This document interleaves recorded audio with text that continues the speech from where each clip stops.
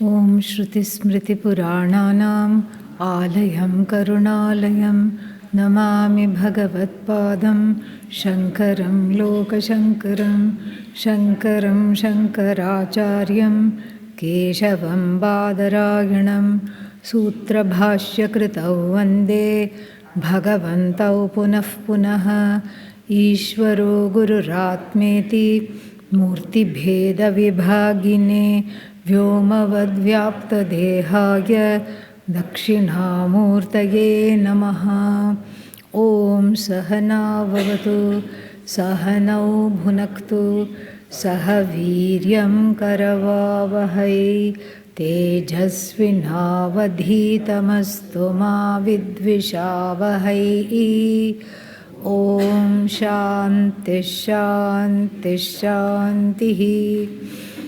Apyayantu mamangani Vakpranashchakshushrotramatho balamindriyani cha sarvani Sarvam brahma upanishadam Maham brahma nirakuryam Mama brahma nirakarot Anirakaranamastu anirakaranam me astu Tadatmani nirateya upanishatsu dharmaste mayi santu te mayi santu.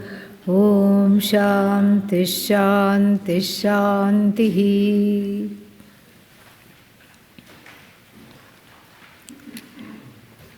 The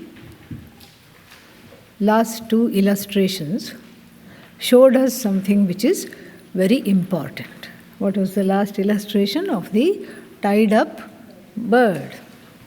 And the tied up bird finally comes to a place, a resting place. So the example is not that the bird is tied up, that's not the example.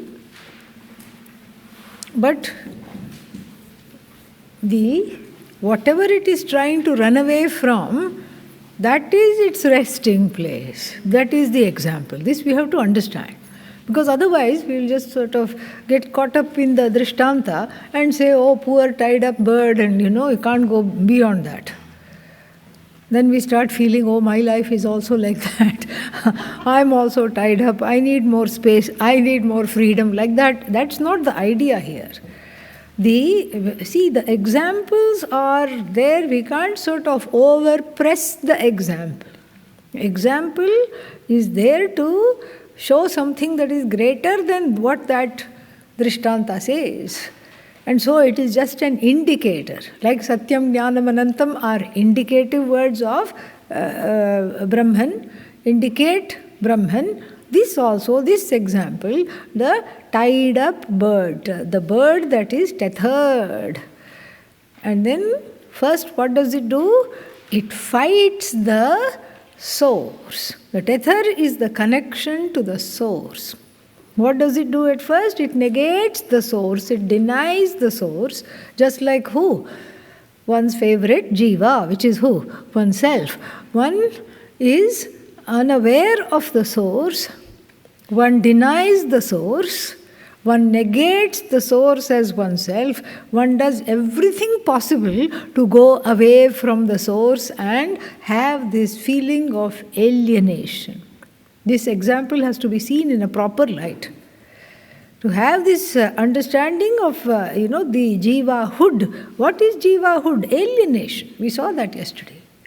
Separation. And separation causes anxiety. That's why it's called what? Separation anxiety. Starts at 2 and does not end even at 92. Why? Because one is trying to get away from something that is impossible to get away from. This is what one has to see in this birdie example. So what does the bird do? The bird is fighting against the string of the captor. And what is the truth of the source of this jiva? The jiva in the same way is captured by Sat, is non-separate from Sat, is an expression of Sat. And in fact, we will read a bhashya, upcoming one, which will demonstrate that there is no such thing called jiva. There is no such thing called jiva at all. Why? Because it is just sat plus a whole lot of complaints. That's jiva. Yeah. Complaints are here to stay or not? Not. Thank God. Yeah. At least 1 week of Shravanam has paid off. I'm happy. Yeah. Complaints are not here to stay, because otherwise I'll ask you, what do you do when you sleep? Are you complaining in sleep also? That's why sleep is moksha. Even if you come and argue with me and say, I don't consider sleep to be moksha, I will still beg to differ and say, even if you don't have moksha in sleep, all your loved ones have moksha from you when you are asleep. Exactly, that is what happens. So therefore, this jivatvam is mithya. This is what we have to understand. Mithya doesn't mean false. Mithya doesn't mean illusion. Mithya doesn't mean delusion. Mithya doesn't mean imaginary. Mithya means dependent.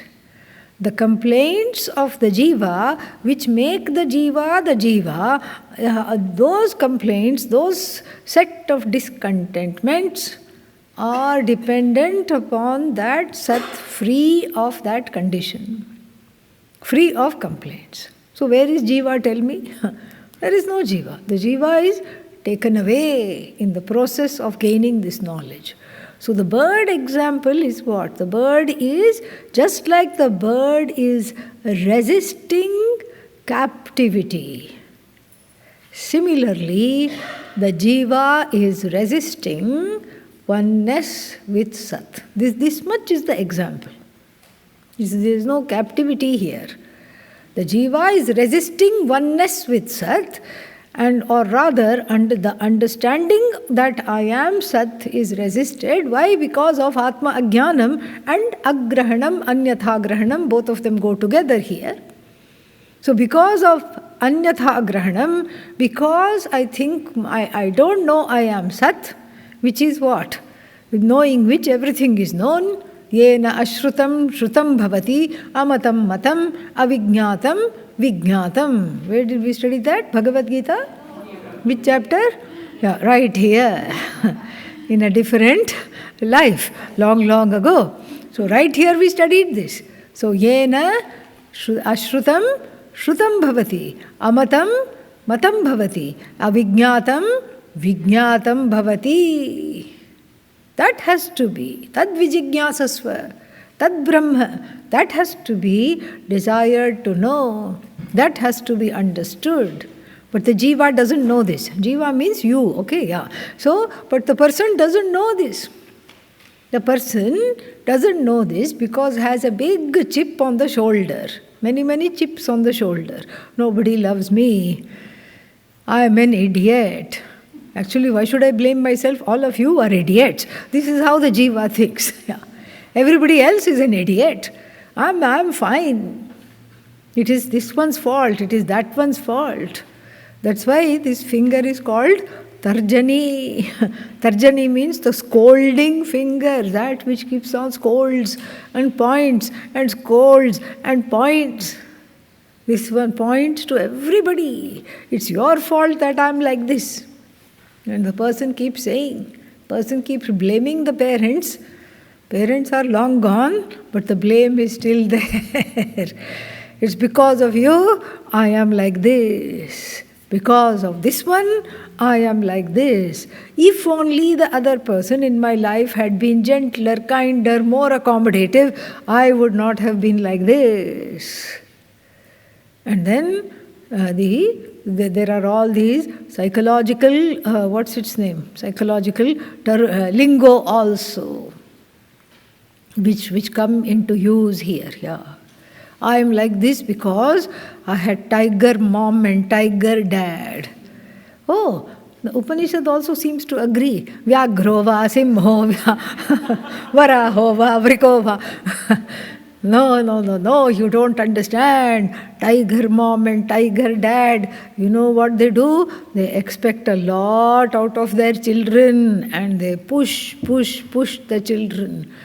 Each time the child gets 98% in the class. What does the tiger parent say? What happened to the other 2%? Yeah. This is the tiger parent. Push, push, push. And then what? Then the jiva says, because I had tiger parents, I am like that. I am like this. It's all because of them. It's all because of that. And then therefore, it led, these kinds of scenarios led Pujya Swamiji to come up with a beautiful statement. Psychology has no solution. Vedanta has no problem. So tiger mom, tiger dad, and there's one more also. Helicopter parents. Yeah. Noisily they keep chop, chop, chop, chop, chop around the child. Don't let the child even make a single decision. They're already there with all the solutions, whether the child wants it or not. So tiger mom, helicopter dad, all these are interesting explanations for one's background. Those are explanations. Those explanations are always relative. Explanations cannot be absolute. Because if it's the absolute explanation, it's the truth of you. It's the truth of the background. It's the truth of the parents. It's the truth of everything. That's the only thing. That is the explanation that is absolute. Otherwise, all other explanation, explaining the background, explaining away the background, whatever one is doing, is all what? Relative. It's an interim statement. It's an interim explanation. I am all messed up because the parents were like this. I am all, and one more word has come into being. I am like this because I was parentified at a young age. Is there such a word? Now there is. Yes. So what do you mean parentified? When I was 3, I had to take care of the parents. Really? You took care of your parents when you were 3? What did you do? No, emotionally I had to take care of them. Okay. So, physically they were taking care of me. Emotionally, I had to take care of them. And in fact, one finds that whether one had to take care of one's parents emotionally or not, doesn't matter. If one is in that kind of a condition, actually, with Vedanta, it's actually a great, great blessing. It's a great blessing. Because one gets to the place of seeing that one need not be emotionally dependent any longer on anybody, anything. That it's a very great blessing. Pujya Swamiji himself is a case in point. Father passes away, dies at age 8. And then the father's body is kept in the house, and young Pujya Swamiji is playing outside with a stick and a small stick. They have a kind little game. You make that one small stick fly and then you hit it. He was playing that game. And the uncles, family members, very horrified. What? Your father has died and you're playing this game? And which led Pujya Swamiji to ask, if I did not play this game, will he come back? Very important. Will he come back? And they couldn't say anything. They just went back inside. They could not say anything at all. There was nothing to counter this. And what you have in the being of our Guru, what do you have? You have this person on whom there was so much responsibility. Talk of parentification, because the parent has gone. So there is so much responsibility, taking care of so many things, and being the eldest in the family, had to be a role model, whether he liked it or not, at a young age for the brothers and everything. And so in this itself you see this whole condition called, whatever it's called, parentification, has actually made him into a Jagat Guru,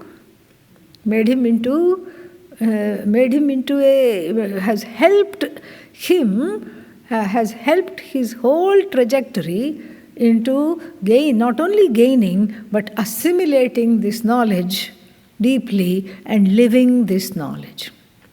This is something we have to see. So the psychological explanations, which are relative, which may be true also, the psychological explanations are not excuses for not studying Vedanta. This we have to understand. Or to say Vedanta is not blessing me because of you, and then we run out of things to complain. We have complained against the whole Jagat, including grass. What can grass do? Grass can do lots of things, as I understood. Because somebody came to me and said, I'm very upset. I don't find joy in anything. I said, just go stand in the grass with bare feet, it's nice, soft. I don't like grass. Okay, never mind. What about trees? I don't like trees either.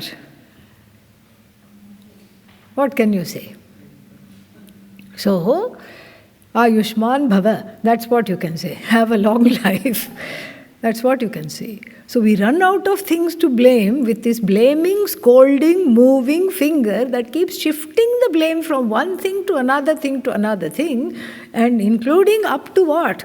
It goes up. What is up? Don't say Bhagavan, that's not Vedanta. What is up?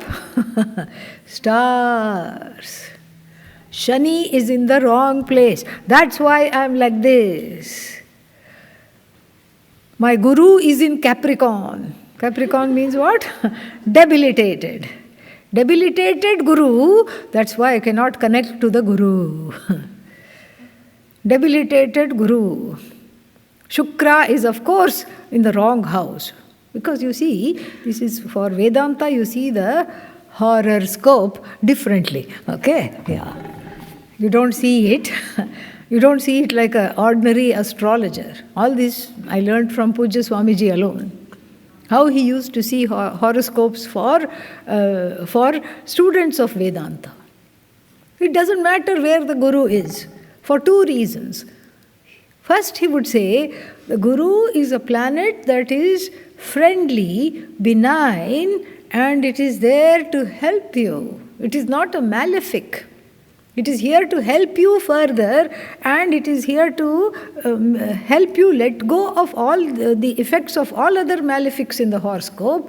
So therefore, Guru does not have nichatvam. Nichatvam means debilitation. Yes, it may have some challenges.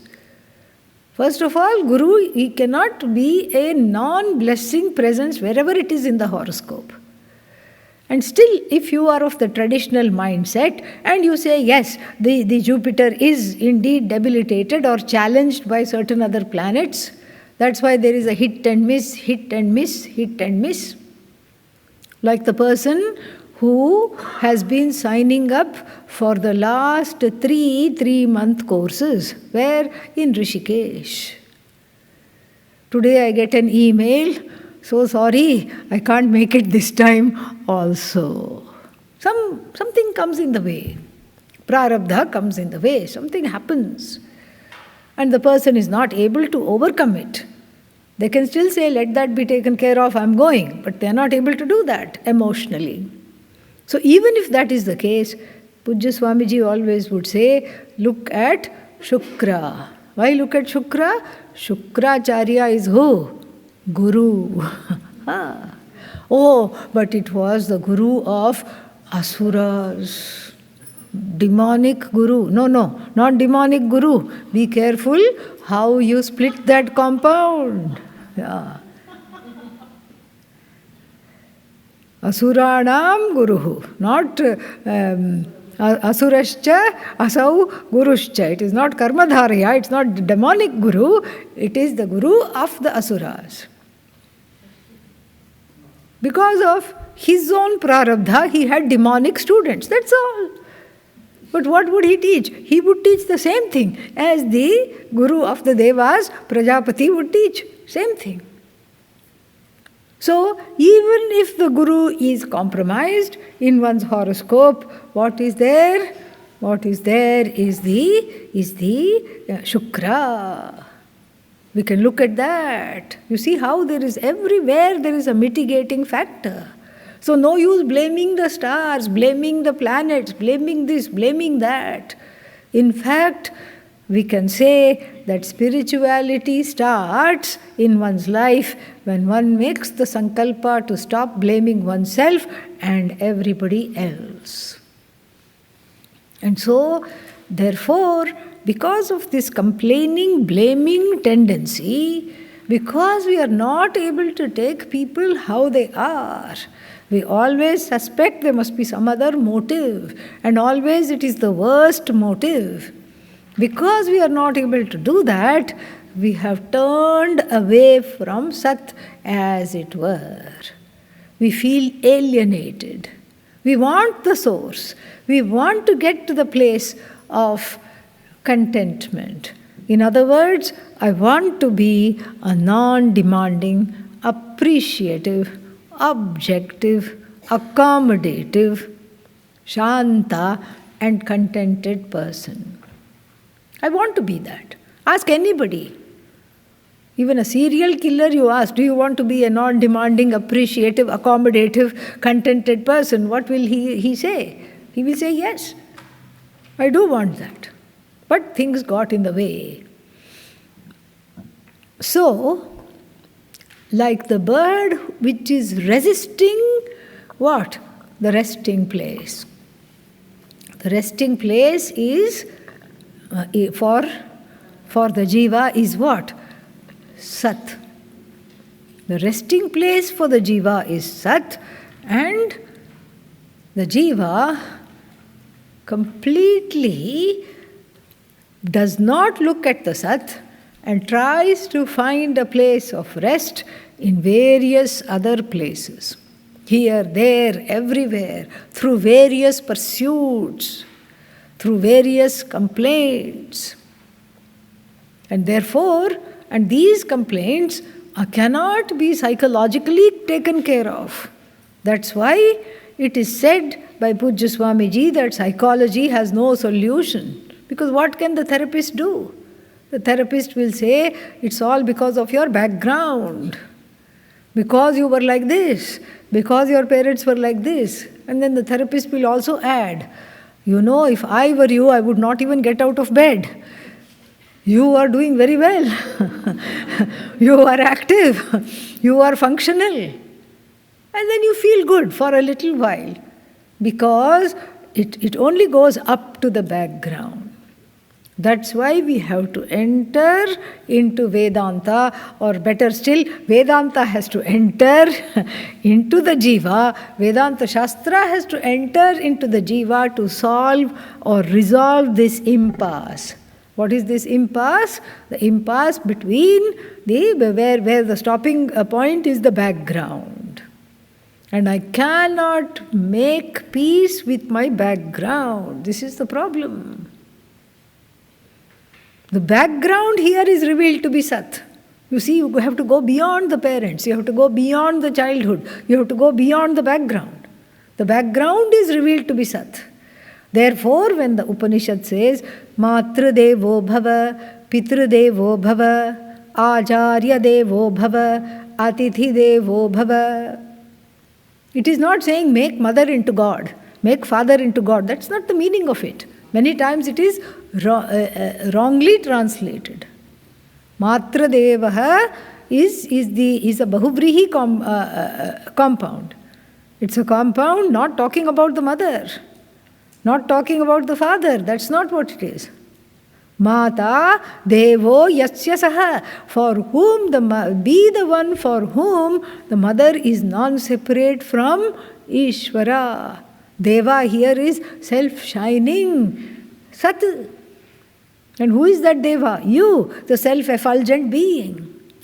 This is how to make peace with the background. Otherwise, there is no peace with the background, because without understanding this Sat, the background will always rankle. And that will be one's go-to. I am messed up because I had this problem. And okay, that was then. Why are you messed up now? Because of all these other people. And we are very quick to borrow psychological references. I am triggered. And why are you triggered? Because you are in my life. Simple. If you were not in my life, I would not be triggered. Is that true? No. Even if such a person becomes a sadhu, the restlessness will not go. Until one rests in Sat, the restlessness will not go. Because the true resting place is Sat. The true resting place is the knowing of oneself as non-separate from Sat. That is the only resting place. Otherwise, one is restless like the bird. One is restless, flying here, flying there, going to do this, going to do that. So, Matra Devo Bhava. It's a blessing. It's the blessing given in the first ever valedictory speech by the Acharya to the students, final teachings. In the first Valli of the Taittiriya Upanishad. Be the one who has resolved your background. What a lovely blessing the Acharya is giving.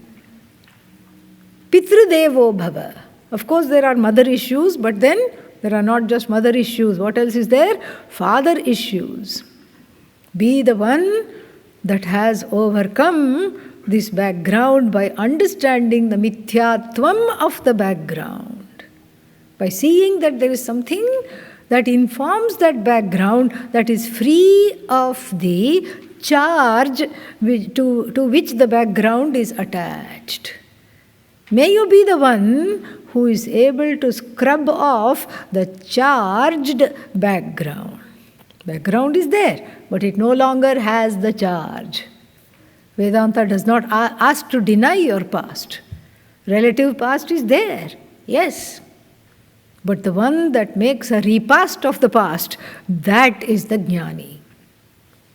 Yasya brahmacha kshatramcha ubhe bhavatah odanam mrityuhu upasechanam yasya kaitha veda tasya saha. You make a repast of the past. In fact, on your lunch plate, let all the items of the past be there. And what do? Swaha. This knowledge makes swaha of everything. In the Kathopanishad, describing the jnani says that yasya, for whom the two main divisions in society, what are they? Brahmana, Kshatriya, for whom are like rice and dal, the main odanam. Mixes and eats the rice and dal, meaning what? All the divisions in society which rankle one. I am high, I am low, I am not this, I am not that, I want to be at the top and somebody else is sitting at the top. So Brahma and Kshatriya are upalakshana for various kinds of hierarchies, for various kinds of statuses, for various things which one doesn't have. So what has the jnani done? Swaha, mix them up and eaten them, meaning they no longer have a charge. Oh, but what about death? Lord Yama is a beautiful teacher because he frequently pokes fun at himself.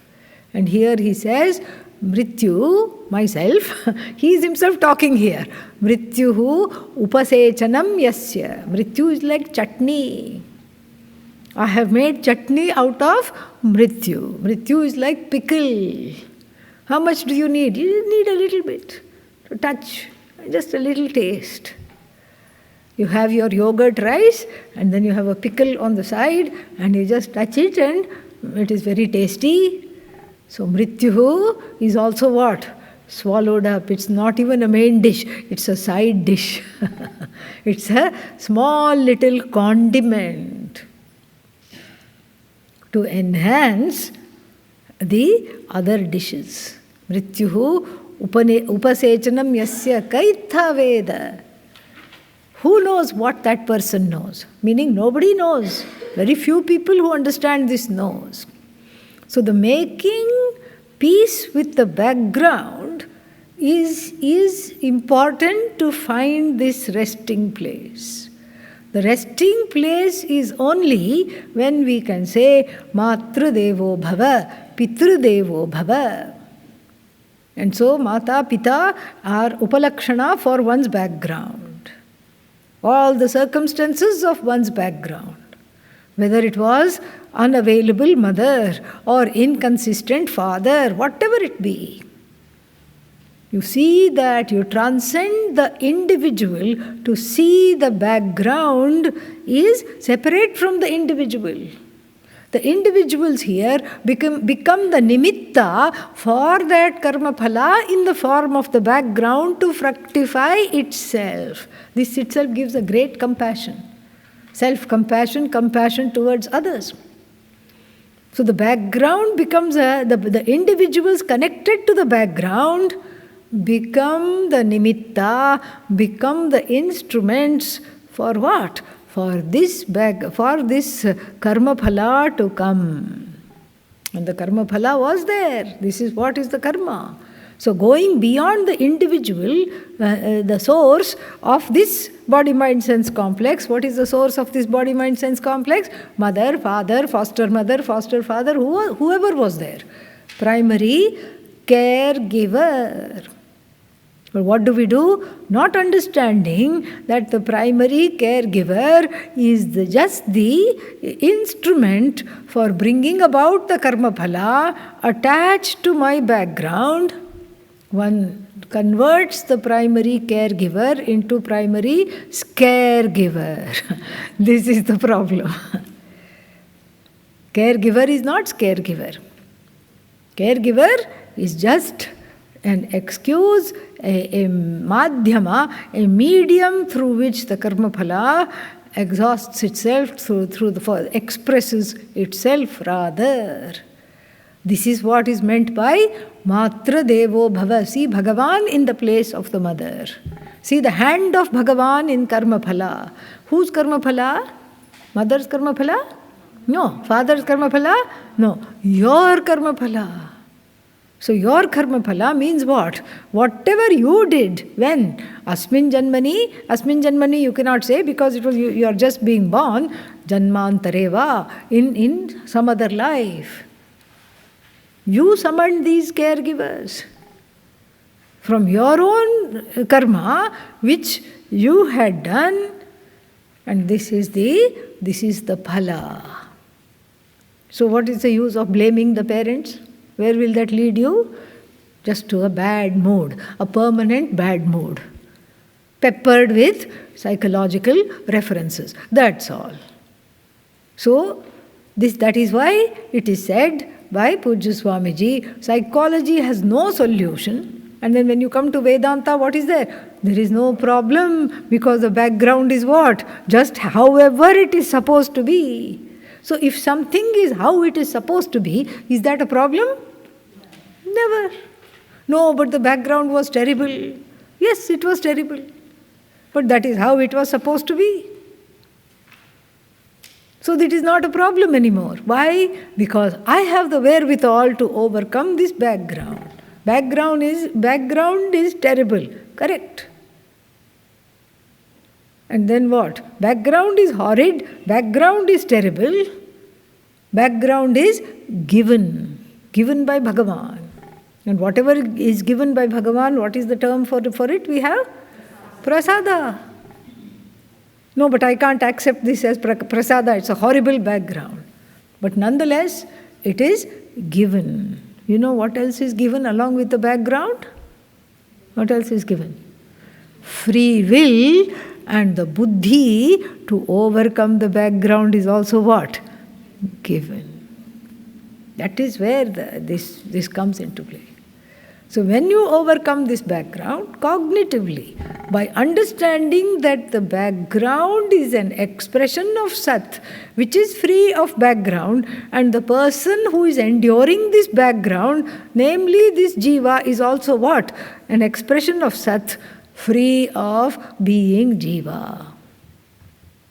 Then the hold of the background diminishes and goes away, and all that is there is Aham as Sat. All that is there is Sat. I am this Sat. Background is Sat. The people who brought this background into fruition, they are also what? Sat. And therefore, Matru Devo Bhava, Pitru Devo Bhava. So Vedanta has no problem, so there is no need for solution. If everything is Sat, is there a problem? Say no, even if you don't want to. No, absolutely no problem. Then it said what? Acharya Devo Bhava. Why Acharya? Because this is a heavily Acharya dependent tradition. Because the Upanishads are part of the Veda. Veda is part of what is called Apara Vidya. Para Vidya is what? Brahma Vidya. And that is defined in the Mundaka Upanishad as Yaya Aksharam Adhigamyate Sa Para. Shaunaka goes to Angiras, Guru. And then he is a qualified student of Vedanta. He goes to the teacher, and what does he say? Kasminnu bhagavo vijñāte sarvamidam vijñātam syaditi.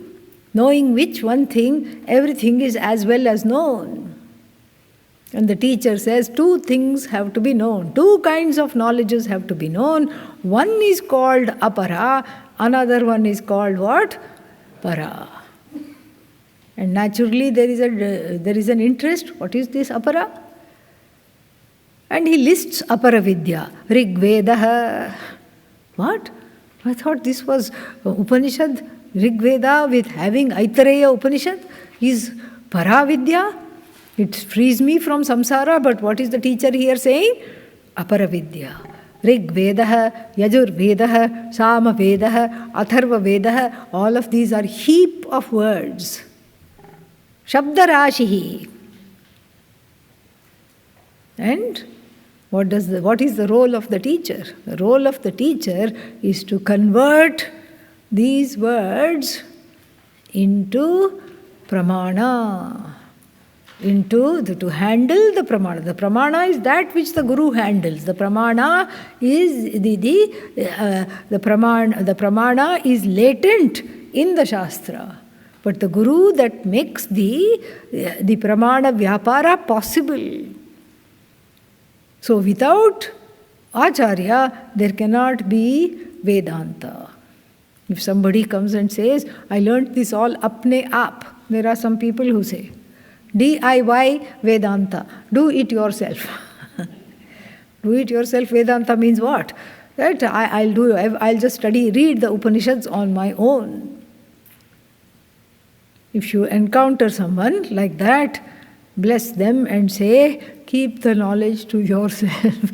Do not give it to me. This is not parampara. Parampara means the Guru, that which I received from the Guru, then I give it, then I understand this, and then I am in a position to share this with a few other people, and then I share it with them, and then they get to the place of sharing it with other people. This is all the parampara. It's not a cult. It's neither a cult or occult. No. It is not a cult. Why? Because it is not based on a person. Cult means there is some kind of a cultish adoration of one charismatic figure who is seen as an inspiration and who perhaps moves in the world with some kind of a confidence and who apparently appears to know it all. And then in the adoration, the masses find some kind of redemption.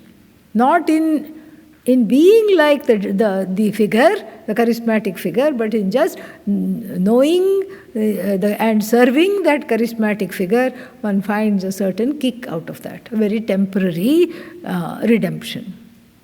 This is not a cult. Cult is dependent on one figure and then is definitely, subject to the foibles of that figure. If there is some scandal, usually it is money or sex or something like that. And then what? The figure is captured and put in jail. The so-called God man, God woman, whoever it is captured and imprisoned, and the cult is all bereft. Nothing there. There's nothing there. That's what happens. Some people will be die-hard followers. They will say, our Guru has been wrongly indicted. They will say that. But the cult, this is not a cult. So therefore, somebody asked me this, what if there is a bad guru in the whole lineage? Somebody who abused the power, somebody who did this. Still the knowledge is not distorted. Why? Because it is parampara based. One guru's action cannot dismantle everything. Because that guru is just a conduit in a whole lineage. And also the knowledge cannot be distorted because that which it is communicating, it is you. It is not other than you. And you happen to be a self-revealing, self-evident person. So therefore it is impossible to distort. It's impossible to do that. Therefore, Acharya Devo Bhava, because even in regard to the Acharya, there is what? There can be transference. Mother transference, father transference. So many things are there. And so therefore, Acharya Devo Bhava, may I see the teacher as bereft of all these other backgrounds. And then finally what? Atithihi Devo Bhava. Atithi means who? Yes, a very ancient example. We don't have atithis anymore. No atithis exist. Tithihi na vidyate yasya. The one who drops in. In fact, if somebody drops in, you look and don't open the door because you were not expecting them. This is a privilege only in the United States. In India, you will not have that privilege.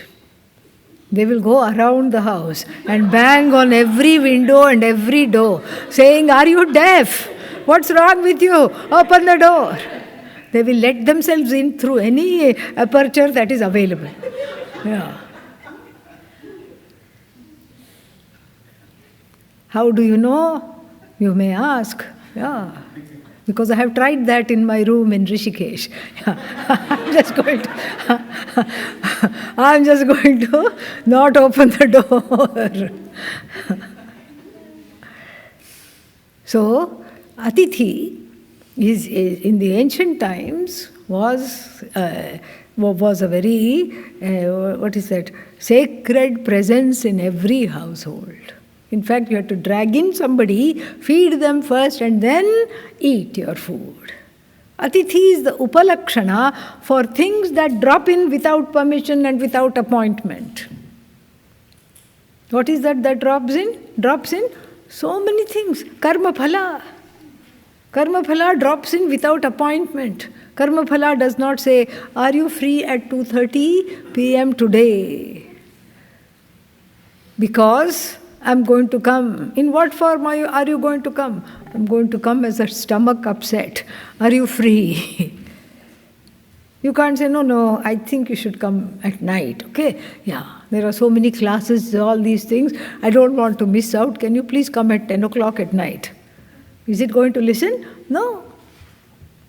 Atithi is upalakshana for all the karma phalas that keep unfolding, that keep fructifying in spite of you, regardless of you. And so, Atithi Devo Bhava means, let me greet anything that comes with prasada buddhi, with cheerfulness. Let me not take it personally. Subjectivity, let it not be there. in whatever comes. See, when we say karma phala is coming in the form of atithi, that doesn't mean you start feeling bad. Oh, my karma is bad, my karma phala is bad. No. That's why there is a big veil between the previous life and this life. Thank God we don't know. I don't know why there is this obsession to go to psychics and sidekick, okay? That's all the psychic is. And then what else? There's something else also. What is that? Past life regression. Ayyo, you don't even have enough wherewithal to deal with this life. We don't have enough wherewithal to make peace with this life. And forget whether it's true or not. Doesn't matter. And you go sit there and they tell you, last life you abandoned your children. Are you going to come back and feel good? No. And so, therefore, and then we have our own version. There is a Western New Age version of this, past life regression. And then, what else? We have our own version. What is that called? Nadi Shastra. Nadi Shastram. Nadi astrology. And what is that? It is just prophesied that anybody who has set foot in India has some, what is that? Some palm leaf manuscripts just about them. 12 chapters. And whatever is charged only goes for the first 2-3 chapters. After that, for every chapter, you have to pay through the nose. And after 12 chapters, you have to declare chapter 11. Okay? Yeah. Bankruptcy. That's the only thing available. And so they will take your fingerprint. They will say, I don't have your manuscripts. Go to my friend over here. Go to the other practitioner. And then after a few days, then you are called. You go sit in front of them. And whether you want it or not, they will tell you the last life. And for some strange reason, the last life is always set in Sri Lanka. I don't know why. Yeah. People are laughing. They've had that experience, I think, here. Yeah. Last life you were in Sri Lanka and then you stepped on a meditating sadhu or you did something to a meditating sadhu. That's why your life is terrible here. And you have to make some parihara, atonements, etc. So all this, it may be helpful to a certain extent, but really the crux is in inviting whatever comes with objectivity. So that is atithi, be the one for whom whatever drops in without an appointment is a manifestation of Bhagavan. And then that is how one finds the resting place in Sat. First by accepting it, Asti Sat, Asti Kinchit, something is there. Asti Brahma. And then finally what? Asmi Brahma. Asti Brahma, Asmi Brahma. And so the bird analogy tells us what? The bird analogy tells us that one is restless until one accepts the resting place as one's own source. As one's own source. Until then, the restlessness will not go. And then what is the segue to the next section? Vyagro va, simho va, varaho va, vriko va, damsho va, mashako va, kito va. Yadyad bhavanti tattat abhavanti. All these things. So, whatever one was, whatever one is, everything goes back to Sat. Temporarily, while sleeping, everything goes back to Sat because there is no body, mind, sense, complex identification. So, of course, one rests in Sat and sleep, therefore, is rejuvenating because one is with Sat. But even though one has visited Sat in the sleep and has gained oneness with Sat in the sleep, one doesn't know that I have gained oneness with Sat in sleep. And what is that oneness like was also explained using another illustration. What was that illustration? The juice, the nectar of various flowers. The nectar of various flowers, which are what? Amra rasam, panasasya rasam. Panasa means jackfruit, cherry blossom, and orange blossom, pear blossom. So many things are there. Karela blossom honey, that's also possible. Neem blossom, I saw one neem, I haven't seen Karela blossom honey, I have seen neem blossom honey. I was not motivated to try it.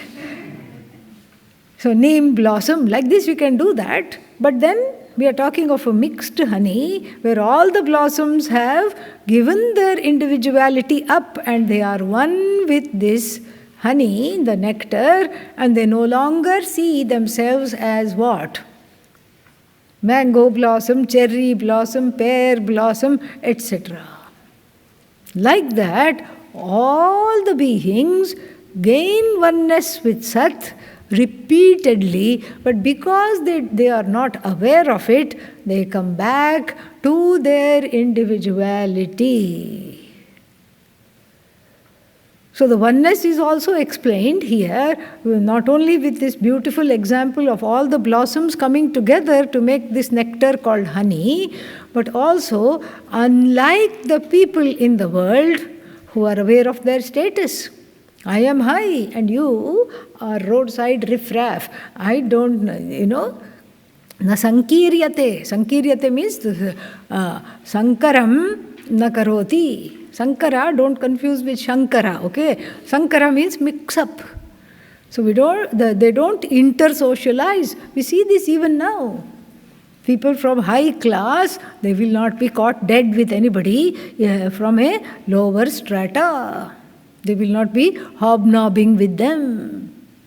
So unlike that, all these rasas, all these essences of various flowers, losing their individuality, become the honey. That much only the example is. And then coming out, what happens? They, as it were, regain that individuality in the form of the body-mind-sense complex, and then come back as what? Vyagro va, simho va, vriko va, varaho va, kito va, damsho va, mashako va. Yadyad bhavanti, tattat abhavanti.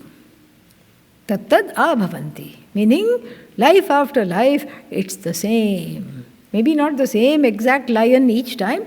Lion becomes mashaka. Impossible. Some interchange will be there depending on what the Kathopanishad says. And what does the Kathopanishad say? Yonimanye prapadyante sharirattvaya dehinaha sthanumanye anusanyanti yatha karma yatha shrutam. So talking about afterlife, the Kathopanishad answering, Lord Yama answering Nachiketa's question. Ye yam prete vichikitsa manushye astiti eke nastiti chaike. So he says, I have a doubt. What happens after death? Is the person continuing or non-continuing? And then later on, this question is answered towards the end of the Upanishad. Yonim anye yonim prapadyante. So those who don't know that they are Sat, who don't know that they are this Atma, what do?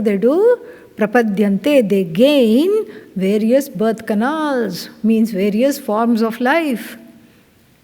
Lion life, tiger life, so many lives, even human life in between. Why? Sharirattvaya, for the sake of gaining a body. Why should you gain a body? Because there is a gamut of desires that are clamoring for fulfillment. Clamoring for fulfillment. So many desires are there. And clamoring for fulfillment, this jiva takes on the body based on the strongest desire. And then So yoni manye prapadyante sharirattvaya. Who? The indweller.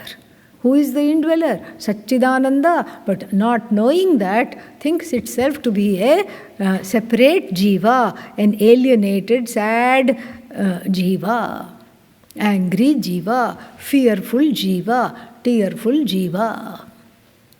So associated with this ahankara, the jivatvam, it takes on various bodies and has tadatmya with the body-mind-sense complex. Takes on various bodies. So then, some are even lower than Vyagrova, Simhova, Mashakova, Damshova, small biting things. What are they? Sthanumanye anusamyanti. Sthanu means what? Unmoving things which have life. Mushroom, tree, all this. Bush cannot express their pain. They can have pain. They cannot express. And what do? We just cut down that tree. Why? Because it's in the way of my dream house that I want to construct. So therefore what? Off with this tree. What is happening to the tree, we don't know. But it's not able to express. And it's a life of total service. It cannot say, this idiot has not accomplished anything in life. I'm withdrawing the mangoes. No more mangoes for this stupid fellow. It cannot say that. Even the stupid fellow it has to feed. The intelligent fellow it has to feed. That's why sthanu even lower than all these other, because the self-awareness is even less. The self-awareness is even more inhibited. Sthanu manye anusanyanti yatha karma. Karma here is meditation, upasana. So shrutam. Shrutam means upasana. Karma means according to one's karma in the previous life. And shrutam means jnanam. What is jnanam? Vidya, meditation. So according to the amount of meditation, upasana that one has done, according to one's karma, laukika karma, vaidika karma, etc., one takes on these kinds of bodies, which is what? Endless bodies. Endless. And so here, so you see from how beautifully the connections are there in this teaching. Each illustration is building up on the previous one, and each illustration is taking us closer to understanding this expression. What is the expression? The expression aitadatmyam idam sarvam. Aitadatmyam idam sarvam. And we'll be seeing that because Adi Shankara has a very nice bhashya for when it occurs the first time. Not the first time, when it occurs in the middle somewhere, and it's a beautiful bhashya, we'll be seeing that. But for now, we have to understand that these life forms, which one is continually reproducing oneself as, there is an end to that. What is that end? Shastra adhyayanam. Moksho me bhuyad iti ichha. Moksha. So the desire for freedom comes after many, many lifetimes of mashaka, damsha, all these things. And that desire might be in the midst of fulfilling so many desires. Suddenly the desire comes, what is all this? Why should I have all this? What is the point? Maybe there is something else that I really want and I'm just settling for this. It's a tiny, flickering mumukshutvam. More off than on. Yeah. Because there are so many things wanting attention. Bahunam janmanam. Yeah. After many lifetimes. Bhagavad Gita says, Jnanavan mam prapadyate. After many lifetimes, the moksha ichha comes due to daivanugraham. Bhagavan's grace is your own good karma fructifying at the right place at the right time. What do you mean right place at the right time? Supposing you're in Antarctica. What is the use of having moksha ichha if you're not ready to leave that place? Where will you get shastra? Where will you get guru? Some guru has to come who is cold proof and all these things. Not possible. And Pujya Swamiji would also give another example. One is born because of punya, one is born and has moksha ichha where? In Saudi Arabia. Yeah, where even one Krishna photo you cannot take. Rama photo also is not, allowed. Pujya Swamiji went there. Pujya Swamiji went to the Middle East. He went to Kuwait. And then he had to speak only in the Indian embassy. Nowhere else would it be allowed. And then also they had to hand invite people, not just put a flyer. No, all these things are not allowed. What's the use of having moksha ichha there? So therefore the fructification of this also is that right place at the right time the moksha ichha comes. It has to be grabbed. You cannot say next time. People have this FOMO. What is FOMO? Fear of missing out. Yeah. All FOMO should be directed for mumuksha. Yeah. Bring the FOMO to bear on mumukshutvam. What if I miss this? That should be the angst. Not what if I miss other things. Other things, what are you missing? What are you missing? Tell me. Vyagrova, simhova, mashakova, damshova, kitova. That's what you're missing? This is where all the FOMO should be directed. This is exactly where it should be directed. Oh my God, after such a long time I'm having a slight flicker of an introspective ability, and am I going to let go of this? No should be the answer. I'm going to catch the Shastra. Actually, I'm going to let the Shastra catch me. Let the Shastra catch me. Now the bird analogy has a different, thing. Bird catcher is Shastra. Bird catcher, Shastra, catches this fluttering, restless jiva, going after every other thing except the source of itself, and forces it to rest in its place. After a lot of struggle. In fact, one gains this knowledge not because of oneself. Why does one gain this knowledge? Despite oneself. In spite of oneself, that this knowledge comes is a big, big miracle. Ascharya. Everything is ascharya. So that small flickering mumukshutvam has to be guarded. Guarded and quickly taken to the Acharya. Quickly taken to the Acharya, under whose chhatra, under whose protection that mumukshutvam can grow into a conflagration. Otherwise, left to oneself, the mumukshutvam is snuffed out very easily, very quickly. Urgently snuffed out because so many other things are there, awaiting, so many life forms, so many experiences, places to go, things to do, people to see, all this what? Leading to disappointment, leading to this repetitive, terrible kind of what is that? Same business as usual, which is reproducing the sorrow, reproducing the restlessness, reproducing the pain, anxiety, everything. Once I was traveling with Pujya Swamiji from Mumbai to Ahmedabad. This was soon after 9/11. And then what would happen there is that there were so many check posts where we were just, being checked. Hand baggage check, body check, everything was checked. You just could walk 3 steps and then again check. Even though we had given enough time to catch the flight, it became abundantly clear that the line was so long. It was snaking even outside of the airport, of the passengers wanting to fly, and we were somewhere in the back. And because of all these checks and checks and checks and checks, it looked like we would not make the flight. Suddenly some relief. One man comes, a karmachari, a officer of the airline. He has a board so that everybody can see him. Ahmedabad, it says. Ahmedabad, Ahmedabad, Ahmedabad, Ahmedabad.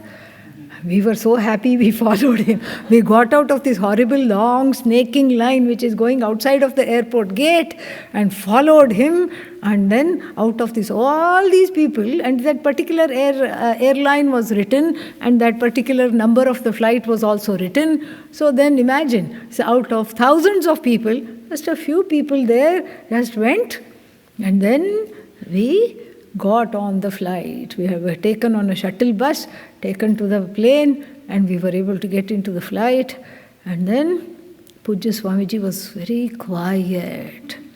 And I thought to myself, I would just give a penny for his thoughts. What is he thinking? What must he be thinking? And of course, because of all this, the plane was late. It landed also in Ahmedabad late. And so we were spirited away to the public talk, which was also going to start late. And then everybody was gathered there in this huge hall. And then waiting for him to begin the talk. And as always, he would look around, see who all was there. He would just take in the crowd. And then he began talking, and he said, the desire for moksha is such that even if one were to become what? Vyagrova, Simhova, Varahova, Vrikova, Kitova, Damshova, Mashakova.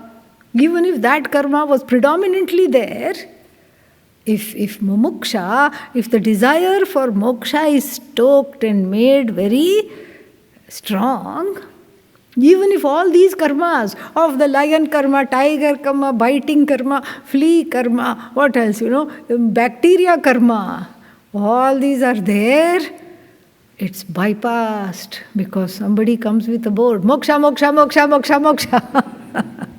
And you follow that person and then get into a human body. Because the appropriate body for the fulfillment of appropriate desires is a must, is a total must.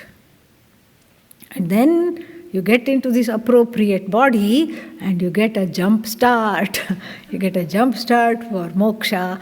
This is what he was thinking, When all the rest of the people were either feeling relieved that they are on the flight or thinking some mundane things, this is what the Mahatma was thinking.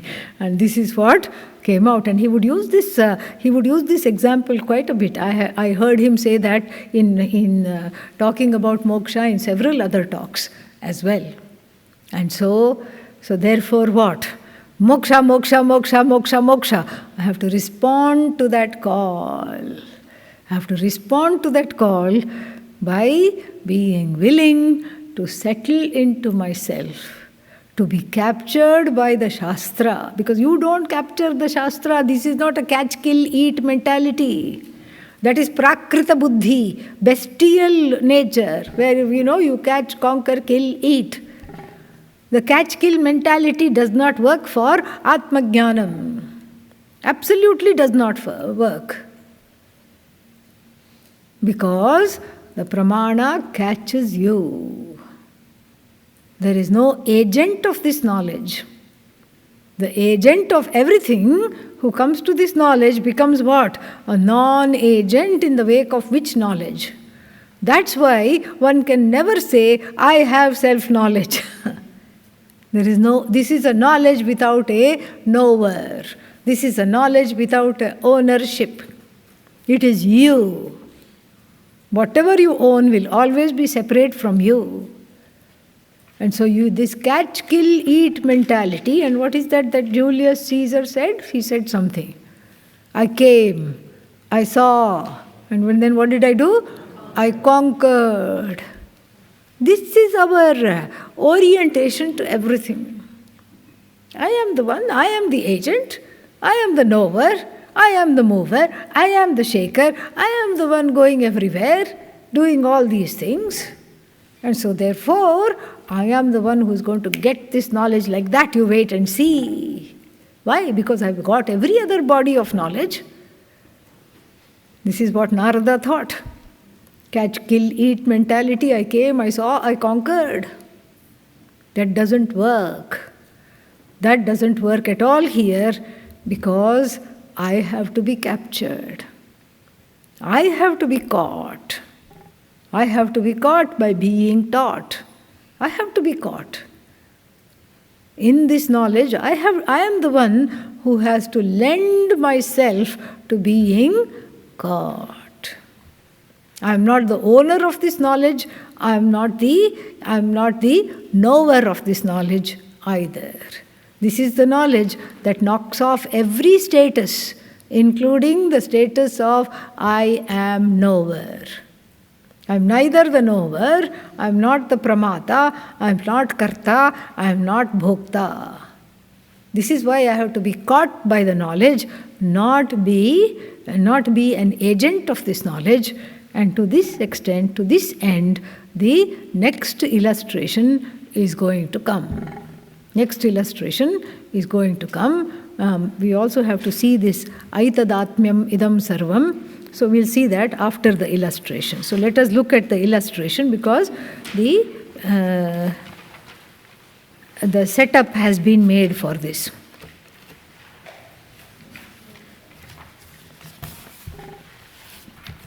We'll come back to this Saya Esho Anima Aitadatmyam Idam Sarvam. We'll come back. Right now, let us look at this. Nyagrodha phalam ataha ahara. Yeah. So Shvetaketu is again, this is a demonstrative class, like the other demonstrative class. What was the other demonstrative class that Shvetaketu had? Fast for 15 days. How could you forget? Yeah, fast for 15 days. Yeah. Fast for 15 days. That was one more demonstrative class, show and tell. And then in between he had one more show and tell where he was asked to bring a lump of Himalayan salt and put it in the water. It was an evening class, so during satsang he was asked to put that in the water. And then next day in the morning class, take out the lump of Himalayan salt. Was he able to take it out? No. But still the salt was all-pervasive, like even the Sat is all-pervasive. This was another demonstrative class. Now we have the third demonstrative class, one more demonstrative class. Nyagrodha phalam. Phalam here means the fruit here, fruit which is kind of a dry fruit. Nyagrodha means the tree. What kind of tree? Banyan tree. Ashwatha, people tree. And it's very difficult to say people tree in America because they think it's tree with people on it. No, there are no people on it. The name is people. Okay? Yeah. Don't look for people. And don't say, why do you call it people tree? There are no people. So, this is what is called Nyagrodha. This is the tree which has the branches which then become roots. So it reproduces itself sideways and it becomes huge. And this is the tree at the foot of which Lord Dakshinamurti is sitting. The tree is akin to samsara, is likened to samsara because it keeps reproducing itself. And Lord Dakshinamurti is sitting there sharpening the axe of knowledge to give it to you so that you can cut down the samsara tree. So this Nyagrodha tree is likened to samsara, and then we can imagine Shvetaketu and father doing what? Having an outdoor class perhaps under this tree, and you see some fruit of the tree not fallen very far away, and he is told, Nyagrodha phalam ahara, ahara. Bring this fruit. And then Ahara iti. Iti means, the Upanishad will not say all these things, we have to understand. Iti, quotation marks. Who said that? Ahara? Uddalaka said that. Shvetaketu will not say that, because Shvetaketu is not giving commands to the teacher, okay? Hey Guru, yo Guru, please bring me a fruit. No, that does not happen. That cannot happen. So that's why it does not mentioned here. Because Guru we have to see with respect. And so here, what is mentioned? No, the speakers are not mentioned. We have to see that Uddalaka has the stage. Uddalaka is the one saying what? Bring me this. Idam Bhagava iti. Idam Bhagavaha. Who says? Here it is. Who said that? Shvetaketu. Bhindi iti. Break it open. Who said that? Uddalaka. Bhinnam Bhagavaha iti. Who said it is already broken, sir? Shvetaketu. Kimatra pashyasi iti. Yeah. Who said that? Uddalaka said that. Kimatra pashyasi, what do you see? Here. Iti. And then, what does Shvetaketu say? Anvyaha iva imaha dhanaha bhagavaha pashyami. Anvyaha. Anu, masculine. Anvi, feminine. Plural of anvi, anvyaha. Anvyaha iva imaha dhanaha pashyami. Dhanaha means small little bijas, small little seeds, like even poppy seeds, small little things I see. I broke open the fruit and then I see tiny seeds, anvyaha, microscopic, not microscopic but very tiny seeds, pashyami. And then iti asamanga ekam bhindi. So then out of these you take out one and you break that. Break that. Who said that? Uddalaka. Bhinna bhagavaha. This dhana, this seed has been broken. Who said that? Shvetaketu. Iti. Kimatra pashyasi? Iti. What do you see now? Who asked that? Uddalaka. Na kinchana pashyami bhagavaha. I don't see it anything. Who said that? Shvetaketu. So when the seed, a tiny seed is broken, even though it says nyagrodha, but it's more like a fig fruit and a fig seed. Because when you open the fig, you have these small seeds. I have not seen a banyan fruit, so I don't know. But anyhow, we can just imagine. And some tiny seed is there, and the tiny seed is with great difficulty cut open, broken open, and then there is nothing. So this is another demonstrated show and tell kind of a class. And then, he says, Uddalaka then says, what does he say? Tam ho vacha yam vai somya etat animanam na nibhalayase etasya vai somya animnah evam mahanyagrodha tishtati shraddhatsva somya iti. Yeah. So tam hovacha. Tam means whom? Come.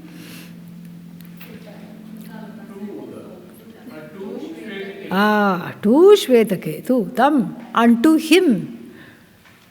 Ha uvacha. Indeed, Uddalaka said unto him. Who is him? Shvetaketu. Uddalaka says to Shvetaketu, what does he say?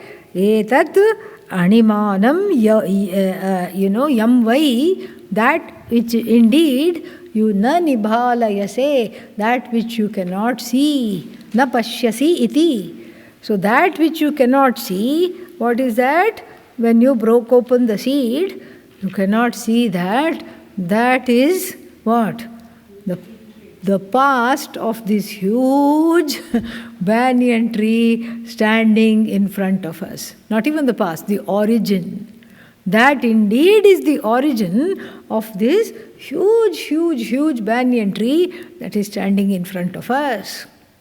How to see? Because when you open it, a tiny banyan tree should be there, correct? Yeah. Tiny banyan tree with the fruits and the roots and all these things should be there, but it is not there. How do you know that this is banyan bija? And this will grow into banyan tree? You don't know, especially if there are similar seeds like that. Let's say you mix up a few seeds of a fig tree, banyan tree, some other similar looking seeds, and you cut them all open, cut some of them open, you don't see anything. And then how do you know that this is going to grow into a banyan tree? Magic, miracle. Because even if you plant the seed and then you water it, and then after a little while the sprout comes, how does the sprout come? You don't know, because when you broke it open, did you see the sprout? No. Did you see the root? No. Much less the fruit. Nothing you saw.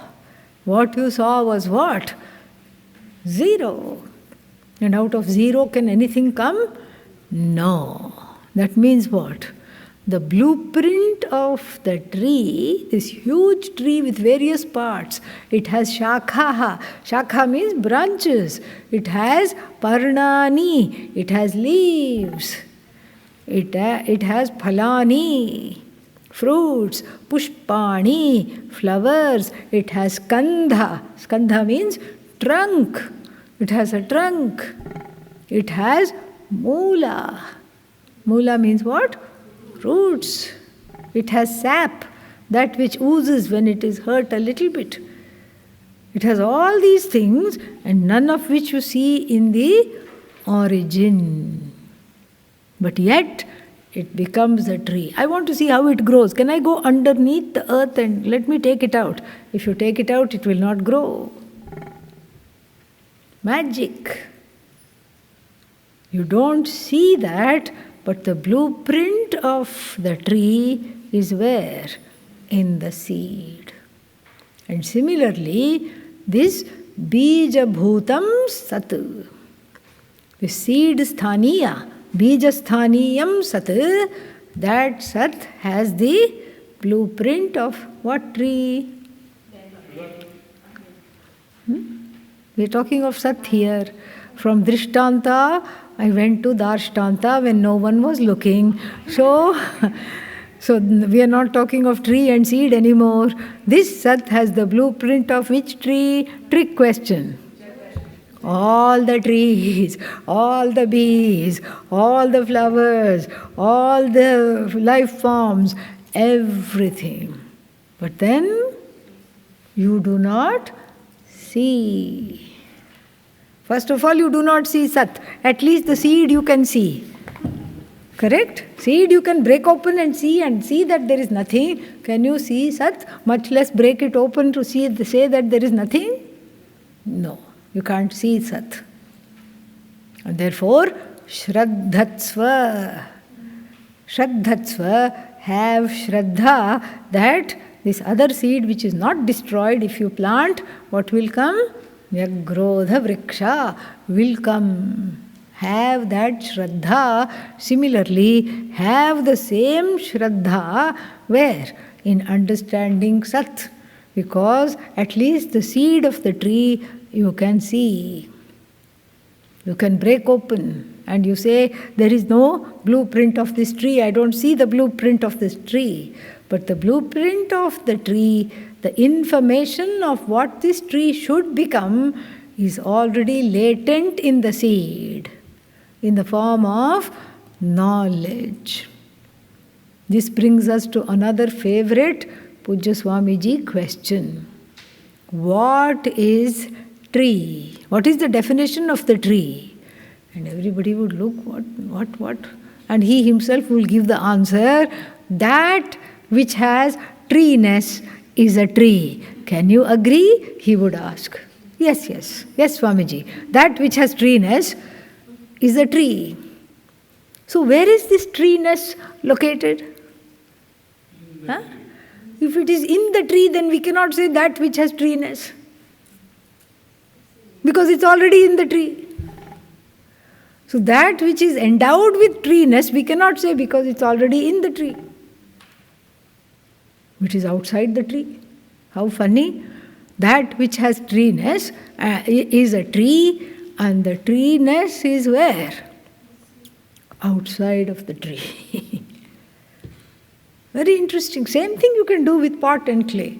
That which has potness is pot, and then where is this potness located? You cannot say it is located in the pot because we are using the pronoun that. What is it that which is the possessor of potness? It cannot be pot. It has to be non-pot. Non-tree is the locus of treeness. Non-pot is the locus of potness. And what is this non-tree? Sat. What is this non-pot? Sat. That which has treeness is located where? Brahman. Treeness is the property, for the time being, we'll use the word property. Treeness is the property of Brahman, as though, why? Because that which is not affected by treeness is Brahman. Property, eva. Treeness as though belongs to Brahman. Treeness rests in Brahman, which is all knowledge, including the knowledge of how the tree should be, how the tree should grow. So this Brahman here is called Sadakhya Devata. Treeness is in Ishvara. Treeness is Ishvarashraya. Jivaness, Ishvarashraya. Everything is Brahmashraya, including one's ignorance. Oh, but Brahman is all knowledge. How can it become the ashraya for my ignorance and ignorance in general? Where else will ignorance go? Ignorance has to be Brahmashraya, because all this ness that we are talking about, the ness is mithya. Treeness mithya. Ignorance mithya. So the Brahman, this Sadakhya Devata, is the resting place for all names, all forms, all attributes, and it can only be the resting place and the origin, the moolam of all names, all forms, all attributes, if it is inherently free of all names, all forms, all attributes. It lends the treeness to the tree, it lends the jivaness to the jiva, it lends the ignorance to something else, it lends its being to everything. So we can say, Bhagavan sleeps in a rock and then sways gently in the tree. Brahman sleeps in a rock, sways in a tree, scurries around in a mouse, in the body of the mouse, and complains as the human being. More we'll see this afternoon. Om Purnamadav Purnamidam Purnat Purnamudachyate Purnasya Purnamadaya Purnamevavashishyate. Om Shanti Shanti Shanti. Harihi Om Shri Gurubhyo Namaha. Harihi Om.